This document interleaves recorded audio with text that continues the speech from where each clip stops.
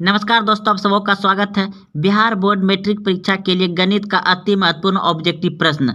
दोस्तों, इस तरह का जो प्रश्न आप देख रहे हैं कई बार पूछे गए हैं और पूछे जाएंगे। तो प्रश्न आप देख रहे हैं 0.6 पर रेकरिंग को परिमेय संख्या के रूप में क्या होगा। तो परिमेय संख्या आप जानते हैं कि P/Q होता है। तो देखिए, जब किसी संख्या पर से रेकरिंग को हटाया जाता है तो क्या होता है, उतना ही नीचे 9 आता है। तो मेरे पास जो प्रश्न है, प्रश्न पे एक ही संख्या पर एक रेकरिंग है, तो यानी कि 6 पर रेकरिंग है और इस रेकरिंग को हटा देंगे तो नीचे क्या हो जाएगा, 9 आ जाएगा। अब देखिए, तो इस तरह का आने के बाद हम लोग क्या कर सकते हैं, इसे कटा सकते हैं। तो 3 तिया 9 और 3 दूनी 6, तो आपका कितना आ गया, 2/3। 2/3 कहाँ है, ऑप्शन नंबर सी बिल्कुल सही है। ऑप्शन नंबर सी आपका सही हो जाएगा। ऐसे और ही प्रश्न है, आप आगे समझिए। देखिए, अब यहाँ पे आप देख रहे हैं कि 0.45 पर क्या है, रेकरिंग है, के बराबर है। तो 0.45 पर रेकरिंग के बराबर है, तो आपका ऑप्शन इधर दिया गया है। तो देखिए, इस ऑप्शन में से सही कौन सा होगा आपको बनाना है। तो देखिए, जितना संख्या पर रेकरिंग है उतना संख्या क्या करेंगे, उतना ही 9 नीचे लिखेंगे। तो कितना संख्या पे रेकरिंग है, रेकरिंग है 2 संख्या पे, तो यानी कि ऊपर में हम 45 लिख लेंगे और नीचे क्या आ जाएगा, 9 आ जाएगा। अब देखिए, इसे हम लोग क्या कर सकते हैं, कटा सकते हैं।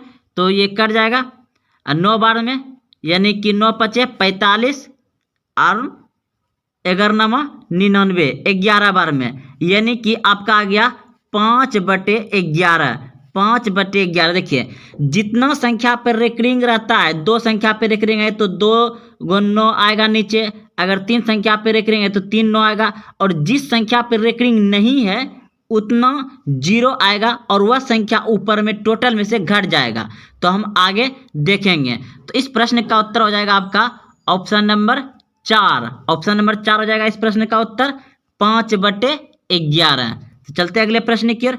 अब देखिए, प्रश्न आप देख रहे हैं 0.4 और 7 पे रेकरिंग है। तो यहाँ हम लोग क्या करेंगे, टोटल उतारेंगे। तो रेकरिंग कितना है, 7 पे है, तो यानी कि 1 9 होगा और एक क्या हो जाएगा, जिस पे नहीं है उसका 0 हो जाएगा और जिस पे नहीं है वह क्या होगा, माइनस हो जाएगा 4 इसमें। तो देखिए, इस तरह का बनाएंगे। जिस संख्या पर रेकरिंग रहेगा, ठीक है, जितना संख्या पर रेकरिंग रहेगा उतना 9 लिखेंगे और जितना संख्या पर रेकरिंग नहीं रहेगा उतना 0 लिखेंगे और जितना संख्या पर रेकरिंग नहीं रहेगा उसे माइनस भी टोटल संख्या में करेंगे।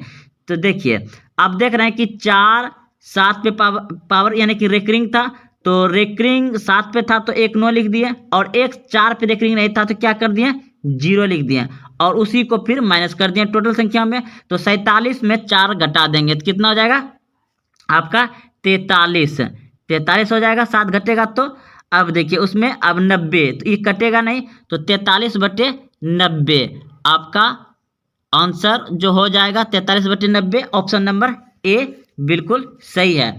देखिए, 47 है, 47 पे रेकरिंग हमको 7 पे दिया था, तो उसका जिस पे रेकरिंग है उतना 9 बैठेगा नीचे, तो 9 बैठा दिया। जिस पे रेकरिंग नहीं है उसको क्या करेंगे, 0 बैठा देंगे और घटा देंगे उसमें, तो 4 घट जाएगा। तो कितना बच जाएगा आपका इधर, यानी कि 43/90। 43/90 ऑप्शन नंबर ए था। चलते अगले प्रश्न की ओर। अब देखिए, प्रश्न को अच्छे से पढ़िए और समझिए। प्रश्न का है संख्या 0.2 पर रेकरिंग को P/Q के रूप में, जहां PQ पूर्णांक है, Q नॉट इक्वल 0 लिखा जा सकता है। तो देखिए, बिल्कुल सोचना नहीं, जैसे अभी तक बनाए वैसे बनाएंगे। तो किस पे रेकरिंग, जैसे एक संख्या हमको दिया है, इस लिख लेते हैं एक बार इधर। 32 पे नहीं तो 2 पे रेकरिंग है, तो जितना पे रेकरिंग है उतना 9 लिखेंगे, यानी कि हम टोटल संख्या उतार लेंगे। 32 लिख लिए और चलिए फिर से एक बार लिख लेते हैं यहाँ पे, यानी कि 0.32 पे रेकरिंग नहीं है, 2 पे रेकरिंग है, तो हम यहाँ पे टोटल संख्या लिखेंगे 3 2। रेकरिंग कितना संख्या पे है, एक संख्या पे, तो एगो 9 उतरेगा। और कितना संख्या पे रेकरिंग नहीं है, एक संख्या पे रेकरिंग नहीं है, तो एक 0 आएगा। और जिस संख्या पे रेकरिंग नहीं आया वो क्या हो जाएगा, टोटल में से माइनस हो जाएगा 3। 3 क्या हो जाएगा, माइनस हो जाएगा उसमें से। तो अब आपका कितना आ जाएगा, ऊपर में कितना बच जाएगा 29, और नीचे कितना आ जाएगा आपका 90। 29 90 कटेगा नहीं, तो आपका ऑप्शन नंबर बी सही है, 29/90। समझ गए होंगे। एक बार फिर से बता देते हैं। देखिए टोटल संख्या मेरे पास 32 था, 32 में से 2 पे रेकरिंग है, तो यानी कि एक संख्या पे रेकरिंग है, तो एगो 9 नीचे में हो गया, एक 9 नीचे में हो गया। उसके बाद एक संख्या पे नहीं है, तो एक संख्या के बदले 0 हो जाएगा, और जिस संख्या पर नहीं है उसे क्या करेंगे, यहाँ पे माइनस कर देंगे ऊपर में। तो अब हम 32 में 3 घटा, कितना बच जाएगा 29 बच जाएगा, और नीचे 90। तो 29/90 आपका ऑप्शन नंबर बी सही है। चलते हैं अगले प्रश्न की ओर। अब देखिए इस प्रश्न में क्या करा है, निम्नलिखित में कौन सी संख्या परिमेय संख्या है, अपरिमेय संख्या है। निम्नलिखित में कौन सी संख्या अपरिमेय संख्या है। तो अपरिमेय संख्या जानते हैं जो कि रूट के अंदर रह जाए उसे अपरिमेय संख्या कहेंगे, और जो रूट से बाहर हो जाएगा उसे परिमेय संख्या कहेंगे। यानी कि जैसे 1 लिखे हैं तो यह भी एक परिमेय संख्या है, क्योंकि इसके नीचे न कुछ तो एक छुपा रहता है। कोई भी पूर्णांक संख्या जो है वह परिमेय संख्या होता है। तो देखिए यहाँ पे हम लोग क्या करेंगे, तो यहाँ देख रहे हैं कि ये रूट के अंदर जो है 36 है, 36 का बाहर हो जाएगा 6, और रूट के नीचे है इसका बाहर हो जाएगा, कितना हो जाएगा 8। तो ये मेरा परिमेय संख्या हो गया। ये मेरा बाहर नहीं कुछ आने वाला है, तो इसको अभी हटा लेते हैं। यहाँ भी देखिए -9 है ऊपर में, नीचे में भी आपका 7 आ जाएगा, ये भी बाहर आ जाएगा, ये भी बाहर आएगा, 3/9 आ जाएगा, यानी कि 3 और 81 का 9 आ जाएगा। यानी कि मेरा ऑप्शन नंबर बी बिल्कुल सही है, यह अपरिमेय संख्या है। √3 क्या है, अपरिमेय संख्या है √3। ऑप्शन नंबर बी सही है। अगला प्रश्न देखिए हम सभी जानबे करते हैं कि पाई क्या होता है, एक अपरिमेय संख्या है। तो यहाँ क्या दिया गया है, निम्नलिखित में कौन परिमेय संख्या है। अब क्या परिमेय संख्या पूछा गया है, तो ये अपरिमेय संख्या है, ये भी अपरिमेय संख्या है, और यहाँ मेरा क्या जाएगा परिमेय संख्या, यानी कि 4 निकल जाएगा 16 का, और 5 25 का क्या निकल जाएगा 5, और यहाँ भी नहीं जाएगा। तो मेरा ऑप्शन नंबर सी बिल्कुल सही है, क्योंकि रूट कितना है 16/25 है, तो 16 का मान 4 निकल जाएगा, और 25 का मान 5 निकल जाएगा, 4/5। तो ऑप्शन नंबर सी मेरा बिल्कुल सही है, ये परिमेय संख्या है, ऑप्शन नंबर सी। आगे बढ़ते हैं। आगे देखिए निम्नलिखित में कौन अपरिमेय संख्या है। अपरिमेय संख्या क्या है, तो अपरिमेय संख्या इसमें कौन सा हो जाएगा, देखिए इसका √4 है, तो √4 का मान कितना निकल जाएगा, इसका 2 निकल जाएगा, इसका नहीं निकलेगा। और ये अपरिमेय, ये भी परिमेय संख्या है, ये आपका परिमेय संख्या हो गया, ये आपका परिमेय संख्या हो गया, ये परिमेय संख्या हो गया। √5 क्या है, अपरिमेय संख्या है। √5 क्या है, अपरिमेय संख्या, क्योंकि ये बाहर नहीं निकलेगा, ये अपरिमेय संख्या हो जाएगा। तो ऑप्शन नंबर बी सही है। और बाकी बाद इधर सभी परिमेय संख्या है, क्योंकि इसके बाहर हो जाएगा 2, और ये तो 3 है, ये है नहीं कुछ तो इसके नीचे 1 है, और ये तो परिमेय संख्या है। ये परिमेय संख्या आप लोग सभी जानते हैं, P/Q। चलते हैं अगले प्रश्न की ओर। अब देखिए यहाँ पे क्या हो जाएगा आपका, मतलब √10 गुना √15 बराबर है। तो देखिए इसमें क्या करेंगे, इसे आप तोड़ दीजिए, यानी कि इसको गुना करेंगे 5 दूनी 10, ये भी हो जाएगा। अब 15 को तोड़, क्योंकि इसमें एक जैसा क्यों लिखे, दोनों रूट एक ही जैसा है, इसलिए हम लिख दिए। तो अब यहाँ पे लिखेंगे हम, क्या लिख देंगे, गुना 3 गुना 5, तो यह 15 हो जाएगा। अब देखिए इसमें 2 छुपा रहता है, तो हम 2 को क्या करेंगे, बाहर निकाल लेंगे जोड़ा लगा करके, एक ये 5 और एक ये 5, तो ये दोनों बाहर हो जाएगा, तो 5 बाहर हो गया। अब रूट अंदर क्या रहेगा 3, यानी कि ये 3 और 2, तो 3 दूना 6, तो 5√6, 5√6, ऑप्शन नंबर ए सही है, 5√6 हो जाएगा इसका। चलते अगले प्रश्न की ओर। प्रश्न देखिए कह रहा है, सबसे छोटी अभाज्य संख्या कौन है। तो सबसे छोटी अभाज्य संख्या होता है आपका 2, ऑप्शन नंबर सी सही है, सबसे छोटी अभाज्य संख्या 2 होता है, ऑप्शन नंबर सी सही है। अगला प्रश्न देखिए, अब देखिए इस प्रश्न को पढ़े और उत्तर दीजिए। क्या रहा है? आंकड़े 7, 0, 4, 13 का माध्य क्या होगा? तो माध्य बराबर जानते हैं आंकड़ों का कुल योग बटे आंकड़ों की कुल संख्या। तो देखिए सबको कुल योग मतलब सब संख्या को जोड़ देंगे, सभी संख्या को जोड़ देंगे तो 13, 7 कितना हो गया? 13, 7, 20 और 24 और 24 प्लस 0 कितना हो जाएगा? 24 हो जाएगा। यानी कि टोटल कुल संख्या आ गया 24 और संख्या कितना है? 1, 2, 3, 4 संख्या है, तो जितना संख्या उससे भाग दे देंगे। माध्य बराबर होता है कुल आंकड़ों का योग बटे कुल संख्या। तो संख्या क्या गो है? 1, 2, 3, 4 संख्या है, तो 4 संख्या लिख दिया और ऊपर का सभी को जोड़ दिया, 24 हो गया। तो ये कर देगा 6 चौंगे 24 यानी कि 6 बार में। तो ऑप्शन नंबर बी बिल्कुल सही है। माध्य कितना आ जाएगा इसका? 6। अगला प्रश्न देखिए अब प्रश्न है आपका, यदि 3 cot A बराबर 4 तो साइन A का मान होगा। तो दोस्तों आप सभी एक याद रखिएगा, जब भी आपको मतलब इस तरह का प्रश्न आए त्रिकोणमिति में तो इसको ट्रिपलेट नंबर कहा जाता है। 3, 4, जब 3, 4 है तो 5 आएगा ही आएगा। प्रश्न है यदि 3 cot A बराबर 4 तो साइन A का मान होगा। तो दोस्तों आप प्रश्न को समझ गए। प्रश्न दिया गया है कि 3 cot A बराबर 4 तो साइन A का मान क्या होगा। तो देखिए जब हम दोस्तों इसको cot इस तरह से यहाँ पे लिखेंगे, cot A बराबर, तो यहाँ 4 पहले से है और ये गुणम है तो क्या चल जाएगा? भागा में, यानी 4 बटे कितना हो जाएगा? ये 4 बटे हो जाएगा आपका 3। तो इसका cot का सूत्र क्या होता है? b बटे p। तो b बराबर कितना हो जाएगा आपका? 4 और p कितना हो जाएगा? 3। तो याद रखिए दोस्तों, अब इसका h जो होगा आपका 5 हो जाएगा। ये ट्रिपलेट नंबर है। जब आपको 3, 4 कहीं मिले, 3 और 4 मिले तो 5 होगा। आप निकालिएगा नहीं क्योंकि ऑब्जेक्टिव है। निकालने में आपको समय जितना देर में निकालिएगा उतना देर में आप 2 प्रश्न बना लीजिएगा। जब भी आपको कहीं पर मिले त्रिकोणमिति में 3, 4 तो समझिए कितना आएगा? 5 आ जाएगा। अगर आपको 5, 4 मिले तो समझिए 3 आएगा।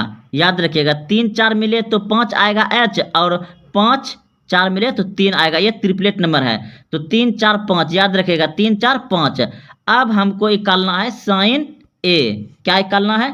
साइन A का मान निकालना है। तो साइन A का मान क्या होता है? P बटे H। तो H मेरे पास कितना था? H कितना था? H मेरे पास हो जाए, क्योंकि यहाँ पर हम जो निकाले थे अभी B का मान कितना निकाले थे?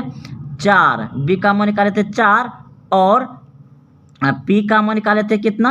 P का मान ये 3 नीचे आएगा तो कितना हो जाएगा इसका? 3। तो H कितना है हो जाएगा मेरा यहाँ पे? H कितना हो जाएगा? 5। H कितना हो जाएगा? 5। जब 3, 4 रहता है तो H 5 होता है। तो देखिए 3 मेरा हो जाएगा ये और नीचे 5 हो जाएगा, यानी कि 3 बटे 5। 3 बटे 5 आपका ऑप्शन नंबर कहाँ है? 3 बटे 5 ऑप्शन नंबर कहाँ है आपका? ऑप्शन है आपका option number B. Option number B बिल्कुल सही है। तो चलिए आप समझ गए होंगे बढ़िया से। याद रखिए जब आपका ट्रिपलेट नंबर 3, 4 है तो 5 आएगा। समझ गए बात को? ट्रिपलेट नंबर क्या होता है? 3, 4 और 5। इसी पे बना दिए क्योंकि आपको निकालना नहीं पड़ेगा। उसे आप नहीं समझिए तो एक बार पीछे करके समझ लीजिए। चलते हैं अगले प्रश्न की ओर। अब देखिए प्रश्न है आपका, 2 समरूप त्रिभुजों की भुजाएं 2:3 के अनुपात में। याद रखिए 2 समरूप है, 2 समरूप त्रिभुजों की भुजाएं 2:3 के अनुपात में है तो इनके क्षेत्रफलों का अनुपात क्या होगा? देखिए दोस्तों, अगर इसका फार्मूला लगा के निकालिएगा तो उतना देर में आप 2 प्रश्न बना लीजिएगा। तो सीधा याद रखिए इसमें कि देखिए, और इसमें प्रश्न तो दूसरा आएगा नहीं, प्रश्न पूछेगा तो ऐसा ही पूछेगा।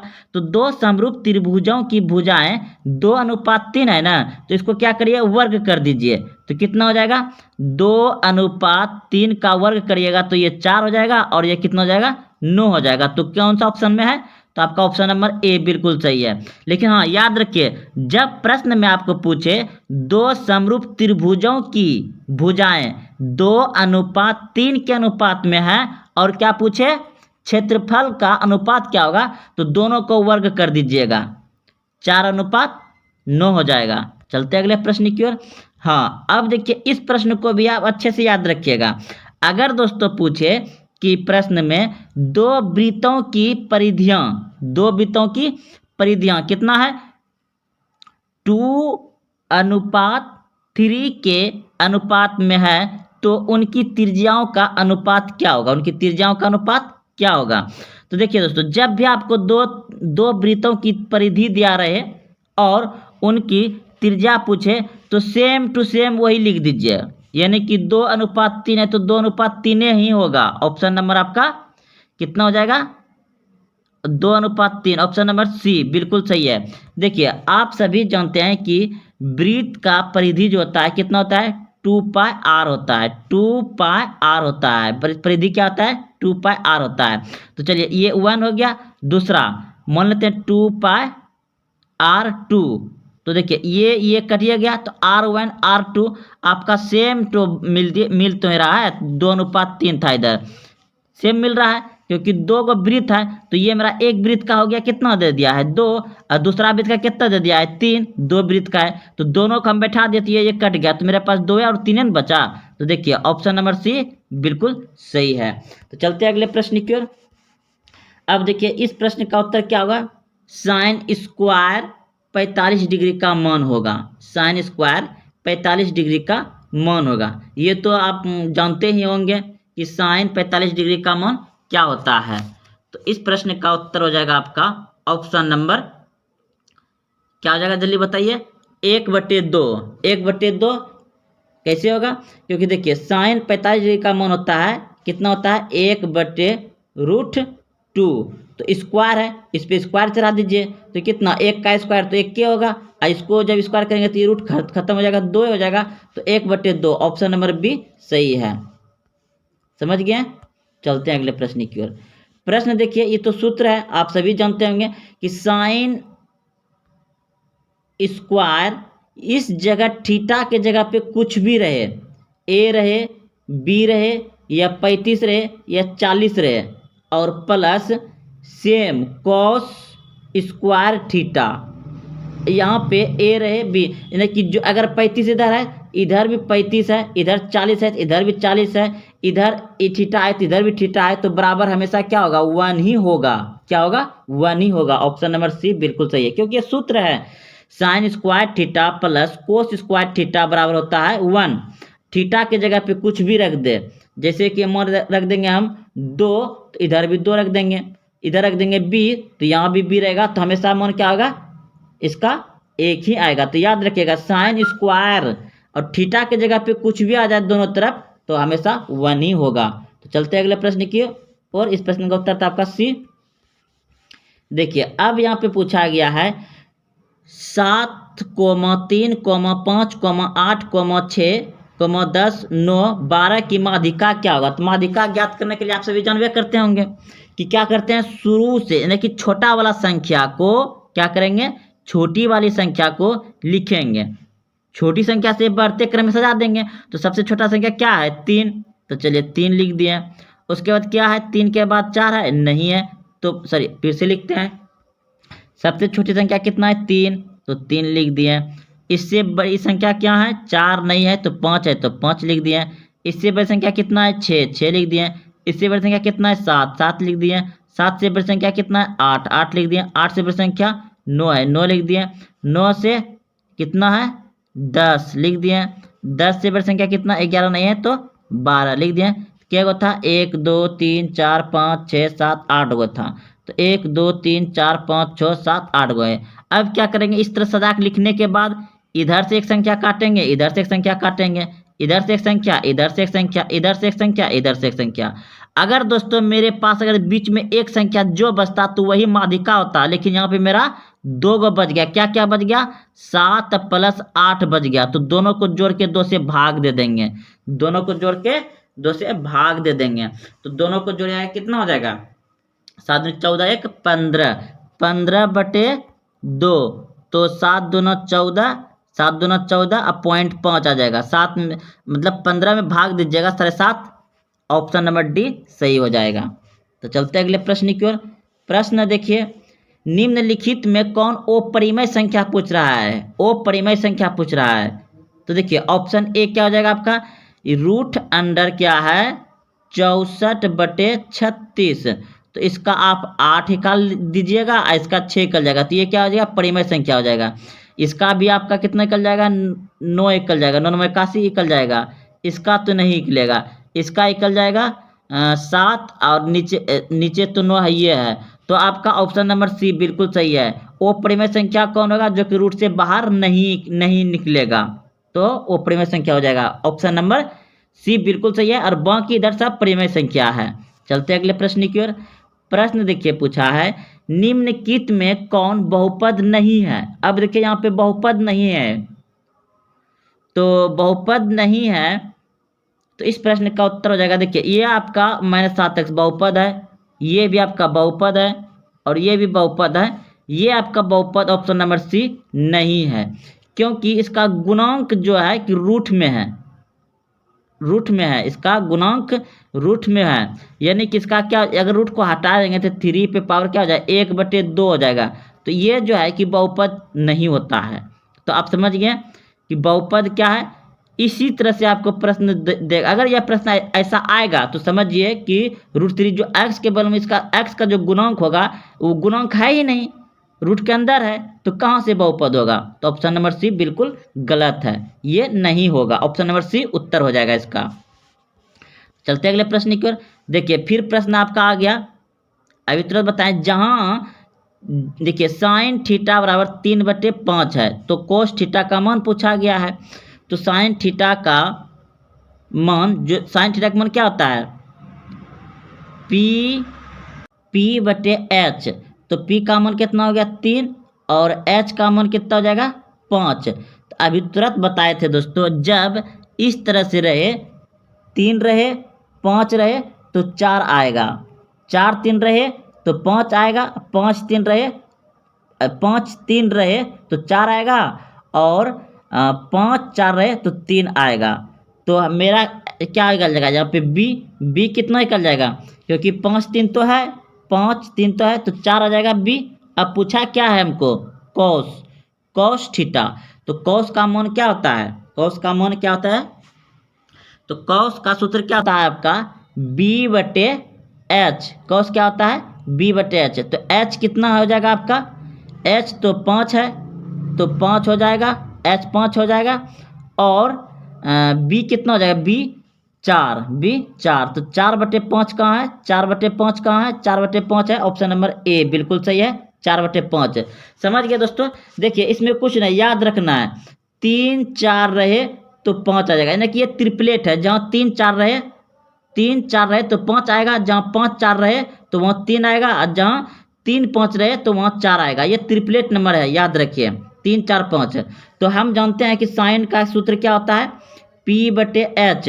तो P का मान हो गया 3 और H का मान हो गया 5। H का मान 5 हो गया, तो B का मान कितना हो जाएगा? 4, क्योंकि 4 है, 4 हो जाएगा। B का मान कितना हो जाएगा? 4 हो जाएगा। तो हम cos का सूत्र क्या जानते हैं? cos का सूत्र क्या होता है? cos का सूत्र होता है आपका B/h। तो B/h, तो H का मान कितना है? 5, और B कितना हो गया आपका? 4। तो 4/5, 4 कहाँ है? ऑप्शन नंबर ए बिल्कुल सही है, 4/5, ऑप्शन नंबर ए सही है। चलते अगले प्रश्न की ओर। प्रश्न है, द्विघात बहुपद के शून्यांक की संख्या कितनी होती है? द्विघात बहुपद की शून्यांक की संख्या कितनी होती है? तो देखिए इस प्रश्न का उत्तर हो जाएगा, द्विघात बहुपद का शून्यांक की संख्या होती है 2, याद रखिएगा 2 होता है। अगले प्रश्न की ओर। प्रश्न देखिए, यह भी एक सूत्र है आपका, cosec² θ कोट स्क्वायर थीटा का निम्न में से कौन सा है? तो ये आपका सूत्र है, सभी को जानता है। इस प्रश्न का उत्तर हो जाएगा आपका 1। तो दोस्तों यह बहुत महत्वपूर्ण ऑब्जेक्टिव प्रश्न थे गणित का, जो कि बहुत बार पूछे गए हैं।